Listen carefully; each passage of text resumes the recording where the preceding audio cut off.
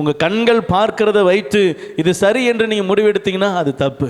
கண்ணை மூடி ஆவியானவர்கிட்ட கேட்டு இது சரியானு கேட்டு முடிவு எடுத்தீங்கன்னா அந்த முடிவு சரியாக இருக்கும். அல்லேலூயா. தேவனுடைய பிள்ளைகளுடைய வாழ்க்கையில் மட்டும் ஆப்போசிட்டாக செய்யணும்.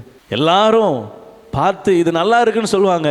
உங்கள் ஆவியிலிருந்து ஒரு வசனம் ஒரு வார்த்தை வரும், அது சரியில்லை அப்படின்னா எல்லார் கண்களுக்கு பச்சையாக தெரியுது, உங்களுக்கு மட்டும் என்ன செய்யும்?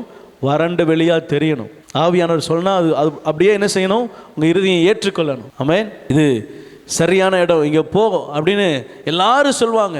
நீங்கள் ஆவியானவர்கிட்ட கேட்கணும், ஆண்டவரே நான் இங்கே போகலாமா? இது எனக்கு சரியான இடம் தானா? இங்கே நான் போவது உமக்கு சித்தம் தானா? ஆண்டவர் போன்னா போயிடலாம், நோன்னா என்ன செய்யக்கூடாது? போக கூடாது. பிள்ளையாமுக்கு ஆண்டவர் சொல்கிறாரு நோ, ஆனால் அவன் சொன்னது எஸ். அவன் சொல்கிறான் எஸ், ஆமாம் நான் போவேன். அவன் இருதயம் போகணும்னு நிற்கிது. ஆண்டவர் சொல்கிறாரு போகாத. இப்போ நாம் எதை கேட்க போகிறோம்? ஆண்டவர் நோ சொன்னதுக்கப்புறம் நான் எஸ் சொல்லி போனேன் அப்படின்னா அங்கே பெரிய ஆபத்து எனக்காக என்ன செய்கிறது? காத்திருக்கிறது. ஆண்டவர் எஸ் சொன்னதுக்கப்புறம் நான் போவேன் அப்படின்னா அங்கே எனக்கு பெரிய ஆசீர்வாதம் காத்திருக்கிறது. நான் எதை முடிவெடுக்க போகிறேன்? என்னுடைய தீர்மானம் எதுவாக இருக்க போகிறது? ஆண்டவர் சொல்கிறாரு யோனாவை பார்த்து, யோனா நீ எங்கே போனோம்? நீ நினிவேக்கு போகணும். ஆனால் அவன் டிக்கெட்டை டைரக்ட் ஆப்போசிட் சைடில் எடுக்கிறான், தர்ஷீஷுக்கு. அல்லேலூயா.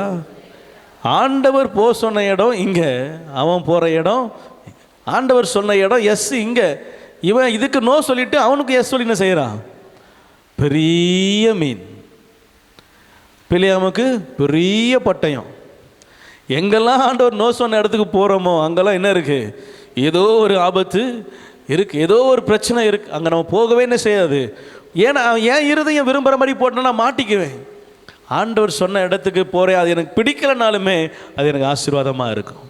அல்லேலூயா. விசுவாசிக்கிறீங்களா?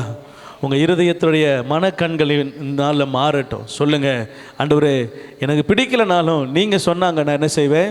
போவேன். அது எனக்கு பிடித்திருந்தாலும் நீங்கள் நோ சொன்னால் நான் என்ன செய்ய மாட்டேன்? அதை செய்ய மாட்டேன். இந்த விஷயத்தில் நீங்கள் உறுதியாக இருந்து பாருங்களேன். உங்கள் சோர்வுகளில், உங்கள் பிரச்சனைகளில், உங்களுடைய காரியங்களில் நீங்கள் எல்லாவற்றிலும் ஜெயம் எடுக்கிறவங்களாக இருப்பீங்க. ஒரு நாளும் தாழ்ந்து போயிட மாட்டீங்க. அல்லேலூயா.